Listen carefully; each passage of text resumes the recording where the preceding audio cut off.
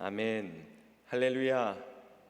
우리 주님의 놀라운 평화가 여러분의 심령과 가정과 일터 위에 흘러 넘치시기를 축복합니다. 앞뒤 좌우에 있는 교우들과 가정에서는 곁에 있는 가족들에게 건강하게 다시 만나서 감사합니다. 행복합니다. 축복의 인사를 좀 해주십시오.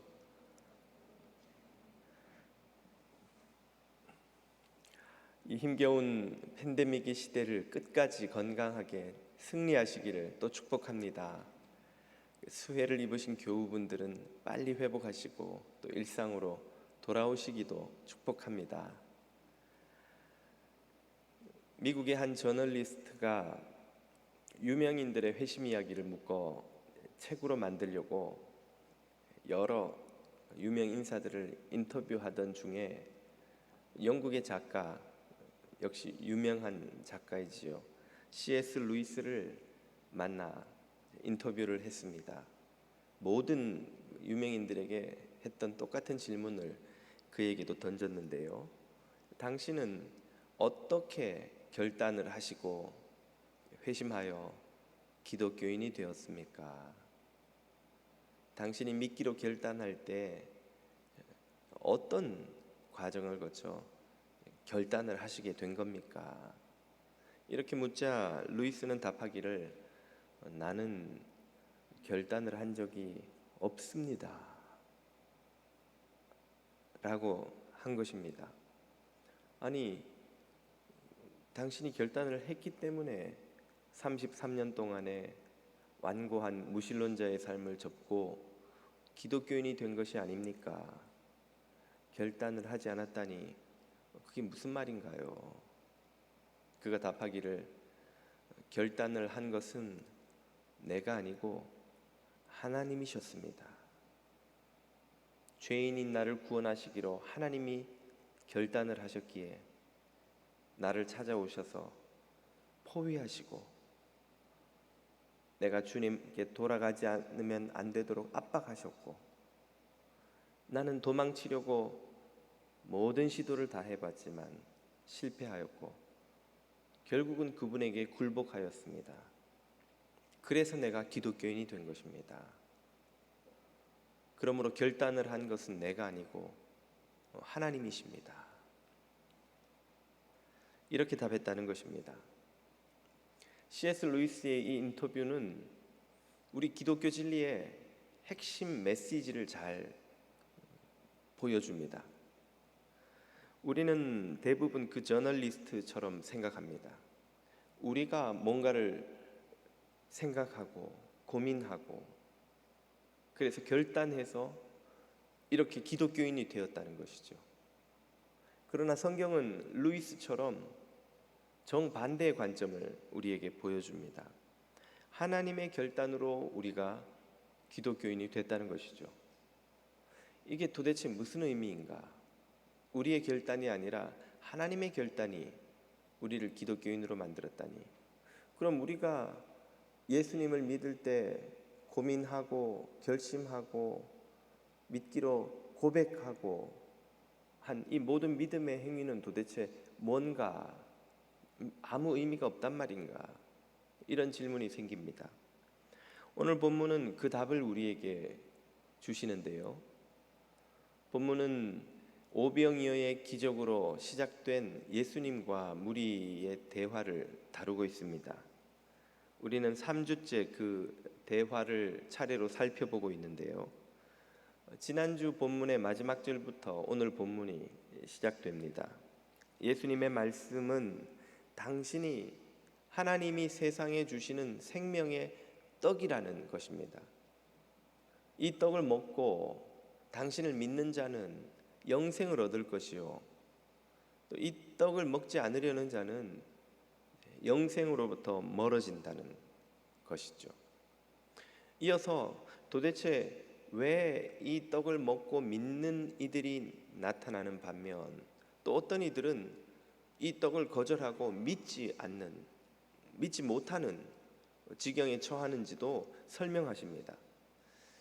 오늘 우리는 어떻게 이렇게 믿는 일이 일어나는지를 먼저 살펴보고, 다음 주에는 왜 그럼에도 불구하고 믿지 못하는 이들이 또 여전히 있는지를 살펴보겠습니다.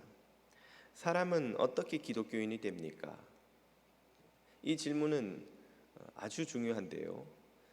우리는 앞서도 설명드렸지만 생각하기를 내가 믿고 고민하고 결단하고 그래서 기독교인이 된다, 이렇게 생각을 합니다. 그러나 예수님은 전혀 다른 관점을 우리에게 들려주시죠. 37절을 보십시오. 아버지께서 내게 주시는 자는 다 내게로 올 것이요. 예수님에게 가는 것은 먼저 누구의 행동 때문이라는 말인가요? 아버지의 인도하심 때문이라는 거예요. 아버지가 인도하셨기 때문에 그가 예수님에게로 갈 수 있었다, 이 말입니다. 그러면 이 아버지의 인도하심 없이 인간이 스스로 고민하고 연구하고 판단해서 예수님에게로 가는 일은 불가능한 걸까요? 44절이 그 답을 이렇게 설명해 줍니다. 나를 보내신 아버지께서 이끌지 아니하면 아무라도 내게 올 수 없으니, 하나님의 인도함이 없이 인간이 스스로 혼자서 예수님을 발견하고 그분에게 그분을 믿는 이런 일은 일어나지 않는다는 말이죠. 그러므로 구원에 있어서 하나님의 인도하심은 결정적인 요소입니다. 하나님의 인도하심이 선행되지 않고는 어떤 구원 사건도 일어나지 않는다는 말이죠. 하나님은 죄인을 예수님에게로 이렇게 인도하시는 동시에 그 반대편에서는 또 다른 일을 행하십니다. 그것은 당신의 아들 예수님을 이 땅에 보내시는 것이죠. 본문 39절 44절입니다.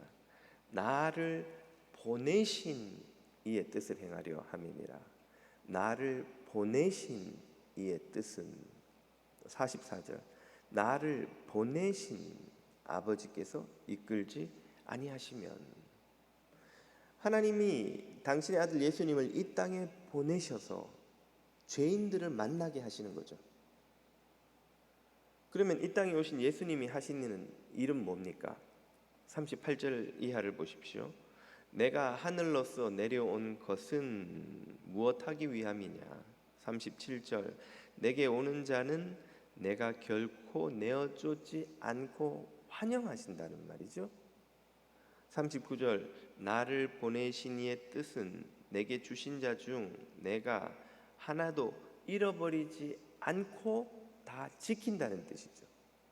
또 마지막 날에 다시 살리십니다. 40절, 마지막 날에 내가 이를 다시 살리리라. 44절, 그를 내가 마지막 날에 다시 살리리라. 예수님은 하나님의 인도로 당신에게 오는 사람들을 환영하시고 지키시고 마지막에는 부활시키십니다. 이것이 주님이 이 땅에 오셔서 하시는 일이죠. 자, 이렇게 보면 하나님은 한쪽에서는 죄인을 예수님께로 인도하시고 또 한쪽에서는 예수님을 죄인에게로 보내십니다.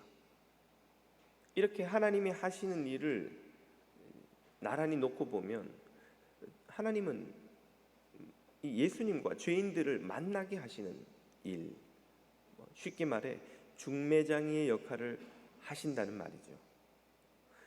중매장이, 감히 하나님을 이렇게 별명으로 부르기가 어떨지 모르겠습니다만 성경도 그래서 예수님과 죄인들의 만남을 영적 신랑과 영적 신부의 결혼 생활로 비유합니다. 이 결혼이 일어나게, 결혼을 하게 만든 이가 누구라고요? 하나님 아버지시라는 거죠. 하나님이 죄인들을 주님에게로 인도하고 하나님이 독생자를 죄인들에게로 보내셔서 만남이 일어나고 만나서 영적인 결혼이 되어서 여기서 구원 사건, 영생의 사건이 일어납니다. 왜 이런 일을 하나님은 하십니까? 여러분이 사시다 보면 종종 원치 않게, 계획치 않게 중매장이처럼 역할하시는 때가 있긴 하죠. 언제가 그렇습니까? 내가 아는 친구의 아들이 너무 신실하게 잘 컸어요. 보니까 이뻐요. 그런데 또 친구이자 교우의 딸이 또 너무 예뻐요. 양쪽의 이 젊은이들이 너무 예쁘면 어떤 마음이 생깁니까? 이 형제와 이 자매를 좀 연결해서 아름다운 가정을 이루게 하고 싶다. 그래서 소개를 해서 뜻하지 않게 중매장의 역할을 하는 경우가 있죠. 두 젊은이를 어떻게 하니까요? 사랑하니까, 아끼니까, 좋아하니까, 두 젊은이가 소중하니까 중매를 서는 것 아니겠어요? 자매는 너무 좋은데 형제가 망난이에요.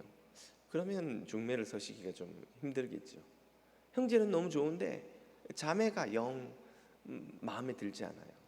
그래도 마찬가지일 테고, 형제와 자매를 모두 아끼고 소중하고 믿을만 할 때 우리는 중매를 서고 싶은 마음이 생깁니다. 하나님께서 예수님과 우리 사이를 중매 서셨다는 건 어떤 뜻입니까? 망나님보다 더 가치 없는 우리 죄인들을 주님은 소중히 여기셨다는 뜻이죠.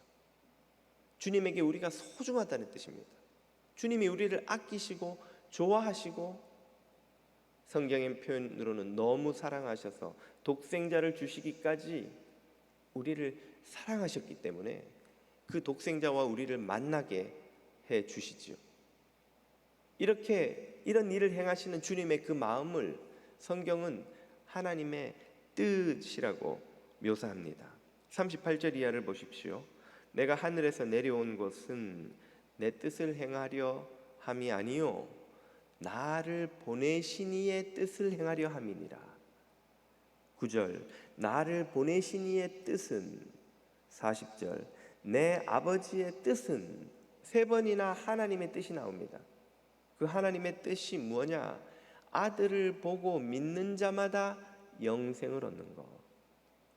아들에게 가서 만나서 결혼해서 영생의 결혼 생활을 하는 것, 이것이 하나님의 뜻이라는 말이죠. 여기서 뜻으로 번역된 헬라어는 델레마입니다. 이 델레마에는 소원, 바람, 목적, 의지 이런 뜻이 있죠. 여기서 쓰인 델레마, 이 뜻이 주기도, 우리가 늘 고백하는 주기도문에 등장하는 뜻이 하늘에서 이루어진 것처럼 땅에서도 이루어지기를 원하나이다 할 때도 쓰입니다. 그 하늘에서도 이루어질 뜻이 델레마요, 땅에서도 이루어져야 하는 뜻도 델레마예요. 그러면 주기도문에서 우리가 간구하는 바는 무엇입니까? 하늘에서 이루어지는 뜻, 땅에서도 이루어져야 할 그 뜻은 뭔가요? 죄인이 아들 예수님을 만나서 영생을 얻는 것이죠. 모든 세상의 죄인들이 하나님의 은혜로 구원을 얻는 것이죠. 이것이 주님의 뜻이요, 의지요, 소원이고, 이 주님의 딜레마, 뜻, 의지, 소원 때문에 우리가 영생 얻고 구원받는 사건이 일어나는 겁니다. 그러므로 구원 사건의 동력은 오로지 처음부터 끝까지 이 하나님의 의지, 뜻, 딜레마, 하나님의 뜻인 줄 믿으시기를 축복합니다. 하나님이 이렇게 원하셨기 때문에, 하나님이 이렇게 계획하셨기 때문에, 하나님이 그 계획대로 이런 일을 행하셨기 때문에 우리가 예수님을 만나고 그분과 결혼하고 영생을 얻는 이 놀라운 기적 같은 사건이 일어나는 것입니다. 구원의 시작과 끝, 알파와 오메가가 모두 하나님의 뜻인 거예요. 여기서 인간의 구도의 길은 어떤 의미가 있지 않는가 질문할 수 있습니다. 인간이 그래도 구도, 길을 찾는 그 노력을 하는 참 고귀한 인생이 있지 않습니까? 구도자의 그 열정과 수고와 헌신은 참 칭찬받을 만합니다. 삶을 절제하고 더러운 것을 멀리하고 거룩한 삶을 추구하고 섬기며 희생하며 봉사하는 삶을 살아가며 무엇이 참된 인생의 길인가를 찾으려는 그 구도자의 수고는 정말 가상한 것이고 칭찬받을 만한 것이죠. 존경받을 만한 것입니다. 그렇다고 해도 그것은 인간의 구원 문제에는 아무런 영향을 미치지 못합니다. 그 구도자의 삶이 고귀하고 칭찬받을 만하고 뛰어난 것은 어디까지나 같은 인간들이 서로 비교할 때 그런 것이죠. 반딧불이보다는 촛불이 훨씬 밝겠죠. 그래 봐야 촛불로 할 수 있는 것은 어두운 밤에 조그만 방 한 켠을 밝히는 것이 전부입니다. 그 촛불을 의지해서 캄캄한 밤에 거리를 집 밖을 한번 나가 보십시오. 그 촛불이 과연 우리 발걸음을 안전하게 지켜줄 만한 빛을 어디 세상에 비출 수가 있는지. 촛불이 아무리 밝다 한들 아침에 태양이 떠오르면 그 존재는 사라져버리고 맙니다. 아무 존재감이 없어요. 저 밝게 빛나는 태양이 온 세상을 환하게 비치는데 촛불을 들고 나가 보세요. 촛불을 더 하나 빼나 그 세상의 밝음에는 아무 차이가 없는 겁니다. 하나님의 구원의 의지, 하나님의 구원하시는 그 뜻은 저 태양과도 같이 온 세상을 비추며 생명을 만들어냅니다. 우리 인간의 구도의 노력이라는 것은 겨우 이 촛불과 같아서 그 모든 구도 행위는 촛불처럼 겨우 눈앞에 있는 것을 살짝 밝혀 보여줄 뿐이에요. 그것으로 우리의 앞길을 밝힐 수 없을 뿐 아니라 그것으로 세상의 생명을 만들어낼 수 없습니다. 저 식물과 동물과 온 세상의 생명이 저 태양을 의지해서 광합성을 하며 생존하며 자라며 살아가는 것처럼 촛불은 그런 능력을 일으키지 못해요. 우리 인간의 구도의 행위가 이와 같습니다. 오늘 우리가 거룩한 삶을 살며 남들보다 좀 더 괜찮은 삶을 살려고 노력하는 모든 시도는 이 촛불과 같은 것입니다. 혹은 우리의 이 허벅지 근육을 이용해서 점프해서 이 지구를 벗어나 보려는 것과 같은 거예요. 아무리 높이 뛰어본들 30cm, 50cm를 넘지 못하겠죠. 아마 NBA 농구 선수처럼 허벅지가 튼튼한 사람이 뛴다면 남들보다 더 높이 한 1m 이상 뛸지도 모르겠습니다. 장대 높이 뛰기를 하면 2m나 3m쯤 뛰어오를 수 있을지 모르겠습니다. 그래봐야 중력에 의해 다시 땅으로 떨어지죠. 우리 안에 있는 이 헛된 욕망과 탐욕과 이기심의 그 중력을 벗어날 방법이 없는 거예요. 그 누구의 근육도, 그 누구의 의지와 영성도 말입니다. 우리의 구원은 오로지 처음부터 끝까지 하나님의 이 구원 의지, 하나님의 뜻 때문인 줄 깨닫고 영원히 주님만 찬양하시는 저와 여러분이 되시기를 축복합니다. 주님이 모든 구원의 행위를 행하신다는 이 진리를 깨닫고 보면 아직 우리 마음 한편에 조금 남아있는 의문, 의혹이 있을지 모르겠습니다. 그래도 적어도 믿는 순간에는 우리가 믿는 게 아닌가요? 주님이 우리를 인도하셔도, 그래서 예수님을 만나서 그분을 알게 되어도 그분을 믿을지 말지는 우리가 공부하고 우리가 고민하고 우리가 결심해서 믿기로 하고 여기 교회까지 나와 있는 게 아닙니까? 그 믿으려는 모든 시도와 믿는 순간의 결단은 아무 의미가 없는 것입니까? 이에 대해서 앞에 말씀을 드리긴 했습니다만 이 부분만 다시 한번 좀 보충의 설명을 드리고자 합니다. 오늘 본문에서는 우리 인간의 역할이, 구원 사건에 있어서 인간의 역할이 무엇인지를 이렇게 설명해 줍니다. 35절을 보십시오. 내게 오는 자는, 우리 인간은 뭐 합니까? 배고프지 않는데요, 결코 줄이지 아니할 것이요, 주님을 믿는 자는 영원히 목마르지도 않는답니다. 37절, 내게 오는 자는 내가 결코 내어 쫓지 아니하리라, 주님이 환영해 주신답니다. 39절, 내게 주신 자 중에 내가 하나도 잃어버리지 아니하고 마지막 날에 다시 살리는 이것이니라. 주님으로부터 지킴을 받고 또 마지막 날에 부활하는 은혜를 누리죠. 40절, 믿는 자마다 영생을 얻고 마지막 날에 다시 살아나는 부활을 경험합니다. 자, 우리 인간은 구원 사건에서 대부분 누리는 것입니다. 무엇인고 하니 배부를 것이요, 목마르지 않을 것이요, 환영받을 것이요, 보호받을 것이요, 마지막 날에 부활할 것입니다. 영생을 누릴 것이죠. 여기서 인간이 하는 일은 뭔가? 이제 두 가지가 앞에 묘사됐습니다. 주님께로 가는 것, 그리고 주님을 믿는 것. 나란히 병렬된 문장에서 두 가지가 설명됐습니다만 이것은 같은 행위의 다른 표현일 뿐이에요. 제가 아내에게 여보 당신을 사랑하고 좋아해요. 좋아함과 사랑함은 다른 건가요? 같은 마음이죠. 같은 마음을 다른 단어로 표현한 것일 뿐입니다. 예수님에게로 간다, 예수님을 믿는다, 같은 말이에요. 예수님을 믿는 게 곧 예수님에게 가는 거예요. 그런데 이 예수님에게 가는 것은 무엇에 의한 것이라고요? 앞에서 한번 봤지만 다시 한번 보십시오. 44절입니다. 나를 보내신 아버지께서 이끌지 아니하면 아무라도 예수님께 갈 수 없답니다. 그러니까 예수님께 가는 것은 하나님의 인도하심 때문이죠. 예수님께 가는 것이 곧 예수님을 믿는 것이죠. 그럼 예수님을 믿는 것이 곧 하나님의 인도함 때문인 거예요. 하나님이 믿을 수밖에 없도록 우리를 만들어 주신 거죠. 계속해서 45절을 보십시오. 이사야 선지자의 글에 저희가 다 하나님의 가르침을 받으리라 기록되었은즉 아버지께 듣고 배운 사람마다 내게로 오느니라. 우리가 예수님에게로 가서 그분을 믿기 위해서 먼저 일어나는 일이 뭐냐면 하나님께 듣고 배우는 거예요. 하나님이 우리를 가르치시는 거죠. 하나님이 가르치셨기에 우리는 예수님께로 가서 그분을 믿을 수 있습니다.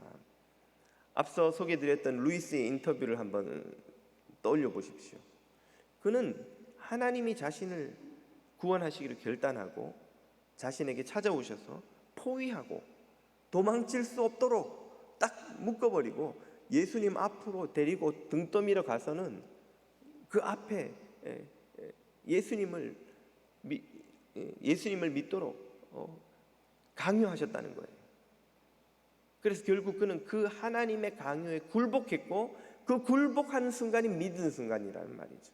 믿음은 내가 결단한 게 아니고 하나님이 하신 결단에 굴복하는 거란 말이에요. 결국 믿음조차도 누구에 의한 것입니까? 하나님에 의한 거라는 거예요. 하나님에 의해서 우리도 믿게 된 거란 말이죠.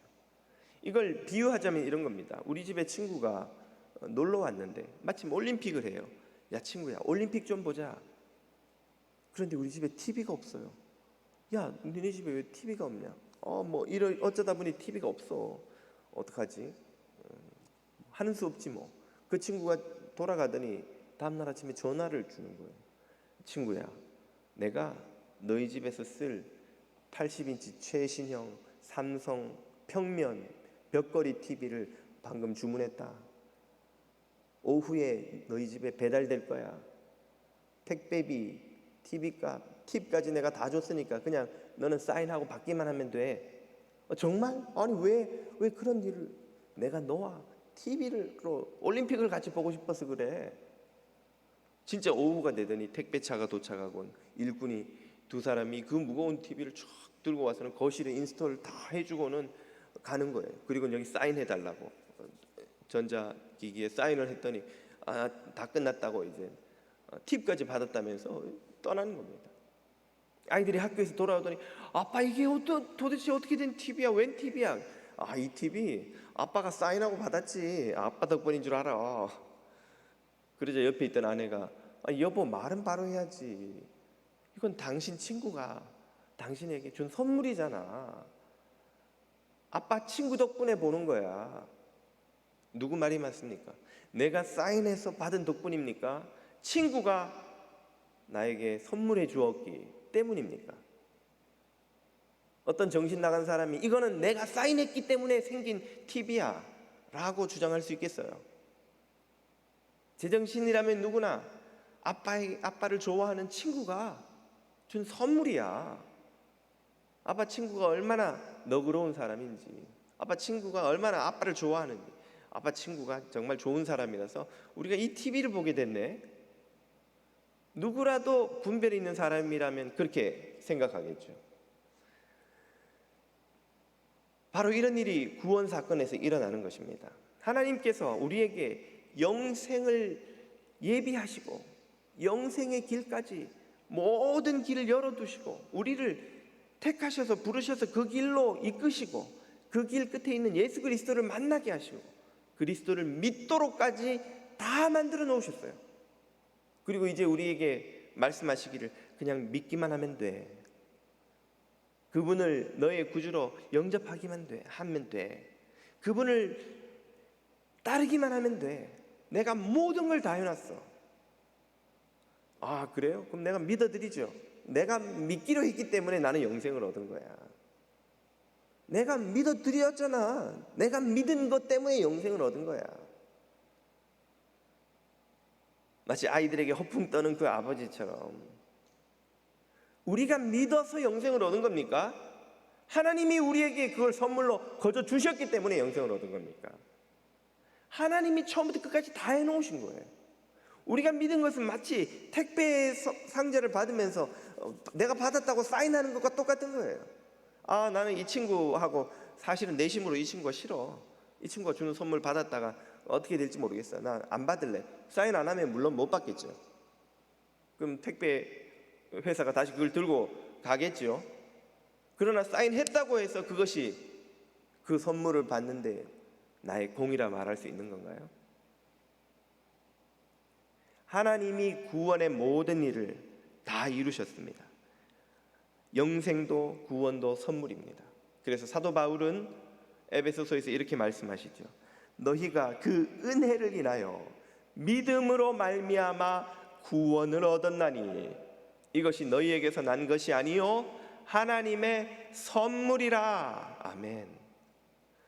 그 TV는 네 친구가 너를 사랑하고 좋아하고 아껴서 너를 위해 거저주는 선물이니 네가 사인해서 받은 게 아니야.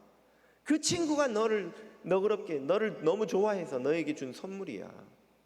하나님이 은혜로 죄인들을 심판하지 않으시고 긍휼히 여기셔서 주신 것이니 네가 믿음으로 사인해서 받았다 할지라도 그것은 하나님의 선물이지 너희가 획득한 것이 아니다. 그러므로 9절 행위에서 난 것이 아니니 이는 누구든지 자랑치 못하게 함이니라. 아멘.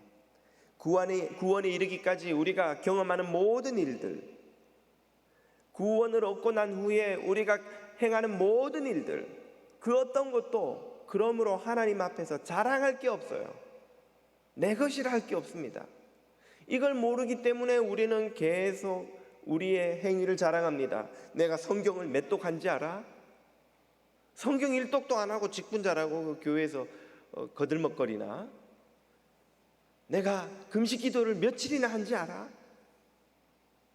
기도도 안 하는 사람들이 교회 와서 기침하고 있어. 내가 아무도 안 하려는 이 힘든 봉사를 지금 몇 년째 하고 있는지 아나? 나 말고 누가 이걸 할 수 있겠나 말이야. 봉사도 안 하는 사람이 이제 지금 왔다 갔다 하면서 말은 많고 내가 얼마나 희생하는지 알아? 이 교회가 성장하도록 내가 얼마나 희생한지 알아?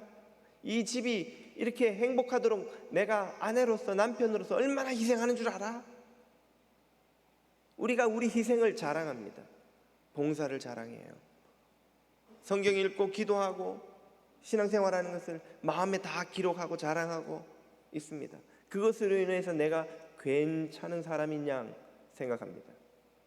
그렇게 하지 않는 사람들을 무시하고 비난하고 마음속으로 멸시합니다. 그러나 방금 우리가 사도 바울의 말을 통해 확인했듯이 우리 주님의 말씀으로 확인했듯이 이 모든 것이 다 무엇입니까? 하나님의 은혜요 거저 주시는 선물인 줄 믿으시기를 바랍니다. 내가 성경을 몇 독을 했으니 이야 이렇게 성경 많이 읽는 사람이 어딨나? 우리에게 그 말씀을 주시기 위해 수천 년 동안 수십 명의 선지자들을 희생시켜가며 그 말씀을 기록해 하시고 보존케 하시고 마침내 사도들의 손을 통해 우리에게까지 전해주신 그 주님이 거저 주신 그 생명의 말씀 진리의 말씀을 내가 이거 읽어드리는 게 얼마나 대단한 건지 아세요 주님? 그러고 있으면 주님이 얼마나 기가 막히시겠어요. 아내가 저희 진리에게 밥을 먹이려고 하면 진리는 고집이 세요. 막 온갖 걸 다 걸러내. 오로지 밥김 말고는 아무것도 안 먹어요. 야채를 먹이려면 전쟁을 치러야 됩니다. 안 먹어. 도망치는 놈을 붙잡아서 먹이다가 안 되니까 뭐 음식에다 야채를 섞기도 하고. 그럼 나중에 진리가 딜을 해요. 내가 이거 야채 먹어주면 뭐 줄 거야? 게임 1시간 하게 해줄 거야. 야채를 먹어주는 게 그 진리가 엄마한테 엄청난 일을 해주는 겁니까? 그건 그 아이를 위해 복이 되는 거예요. 그 복을 주기 위해 엄마는 요리를 하고 야채를 사오고 다듬고 온갖 노력을 다 하고, 자기는 먹기만 하면 되는데 그거 먹는 게 엄청난 공이나 되는데 그거 하면 뭘 줄 거냐는 거예요. 하나님이 성경을 우리에게 주시기 위하여 얼마나 많은 사도들과 선지자들의 피를 흘리며 대가를 치르시고 그 진리를 우리에게 주셨는데, 그걸 감히 내가 손에 들고 아무 대가도 없이 읽을 수 있다는 것만 해도 얼마나 큰 은혜인데, 내가 성경을 몇 독 한지 알아?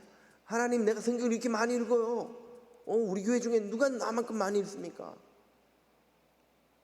그러고 있다면 주님이 얼마나 어이가 없으시겠어요.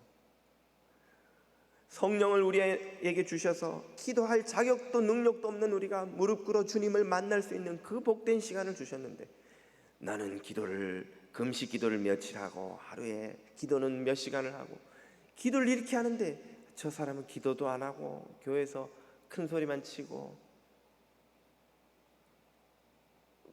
기도가 나의 공이 되는 거예요. 내가 하나님께 기도해 주는 거예요. 하나님, 내가 기도 이렇게 많이 해줍니다.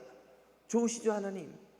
이 정도 기도하는 사람한테는 뭐 대단한 뭐 좀 주셔야 되는 거 아니에요? 직분을 더 크게 주시든지 기도 응답을 크게 주시든지, 우리에게 그 기도의 문을 열어주시기 위하여 성령을 이 땅에 부어주시며 얼마나 큰 은혜와 자비와 계획으로 기도할 자격도 없는 우리를 아바 아버지라 부를 수 있게 해주셨는데, 그 기도하는 것이 은혜인 줄, 선물인 줄, 감사인 줄 알지 못하고 내가 기도해 드릴 테니 뭘 주시겠습니까 주님? 이 정도 내가 기도했는데 이렇게 빨리 응답 안 해주시면 되는 거예요 이거 주님? 엄마, 내가 야채 먹어줄 테니까 뭐 줄 거야? 하고 뭐가 다른 걸까요? 우리의 봉사도 희생도 다 마찬가지 아니던가요? 자격도 없는 우리가 이 귀한 직분을 주님으로부터 받은 것만 해도 감사해서 어쩔 줄은 모르겠는데, 그 봉사를 했다고 주님 앞에 대가를 요구하고 사람들 앞에 인정을 요구하고 칭찬과 대가를 기대한다면 얼마나 어리석은 일입니까? 얼마나 무지한 일입니까? 행위에서 난 것이 아니니 이는 누구든지 자랑치 못하게 함이니라. 우리가 예수님을 믿게 된 것도, 믿어서 주님을 섬기며 살아가는 이 모든 삶의 순간순간도 모두가 은혜인 줄 믿으시기를 축복합니다. 우리가 숨쉬고 있는 것도 은혜예요. 심판받지 않고 이 땅을 살아가는 것도 은혜입니다. 오늘 아침에 일어나서 음식을 먹고 소화시키고 물을 마음껏 마시는 것도 은혜예요.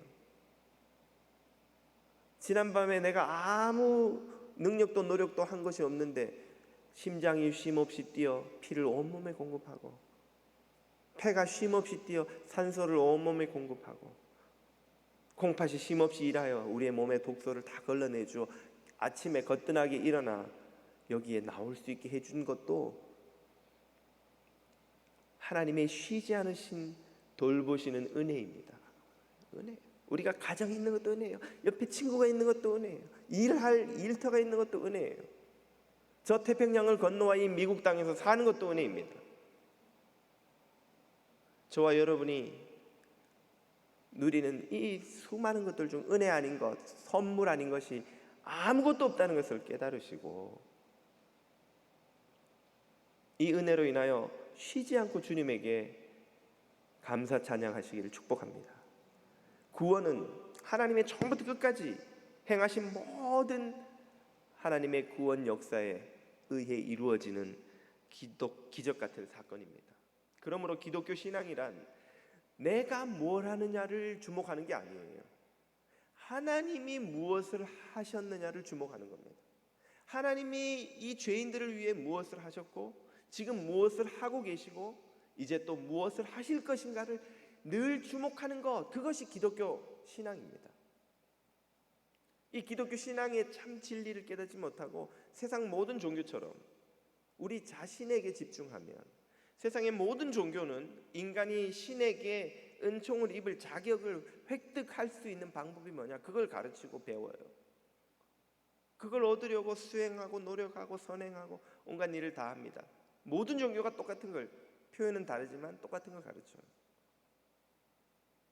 그 가르침 때문에 우리도 속아서 기독교 신앙이 하나님 앞에 우리가 뭘 하는 건 줄 압니다. 우리가 우리 자신을 계속 주목하고 있으면 결국은 늪에 빠져요. 율법주의와 교만이라는 벼랑 끝을 아슬아슬하게 걷든지 아니면 절망과 자기 비하라는 늪에 빠져들어가 헤어나오질 못합니다. 그러나 주님을 주목하면 그 늪으로부터 해방됩니다. 그 늪에서 구원을 얻습니다. 이 진리를 보여주는 한 사건을 생각해 보십시오.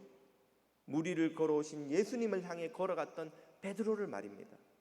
걸어오라 하는 말씀을 듣고 베드로는 주님을 주목하며 물 위를 걷는, 인류 최초로 물 위를 걷는 인간이 되었어요. 최초이자 마지막이겠죠. 주님을 보며 물 위를 걸어갔던 그가 고개를 돌려 파도와 풍랑을 바라보니 발이 바다로 빠져들어가는지라. 죽게 되었으니 나를 건져주소서. 하나님, 주님을 부르짖고 의지하지 않으면 안 되는 상황이 되었죠. 바로 이 사건이 우리에게 진리를 보여줍니다. 우리가 주님을 바라보면 영생의 바다를 걸어 하나님 나라에 들어가는 은총을 입을 수 있습니다. 나를 바라보면 자기 비하와 절망의 늪에 빠져 영원히 멸망하는 길에 놓이지요. 주님을 바라보는 게 기독교 신앙입니다. 주님을 바라봐야만 영생의 길을 갑니다. 구원의 처음과 끝이 되신 주님을 바라보는 것 외에는 우리에게 살 길이 없는 줄을 믿으시기 바랍니다. 주님을 바라보는 이는 자아숭배의 늪으로부터 비로소 건짐을 받습니다. 그는 아무리 많은 봉사를 하고 희생을 하고 수고를 해도 그 자신이 드러나지 않고 오직 하나님만이 영광 받으시지요. 주님을 바라보지 않고 자신을 바라보는 이는 겨우 손가락 하나 다치는 희생만 해도 온 세상에 내가 이렇게 희생을 많이 한다고 큰 소리치며 외치며 자기를 드러내려고 발버둥을 치다가 저 자기애의 늪에, 자아숭배의 늪에 빠져 영원히 멸망하고 말 것입니다. 그래서 히브리서는 명하시기를 믿음의 주요 온전케 하시는 예수를 바라보자. 바라보자.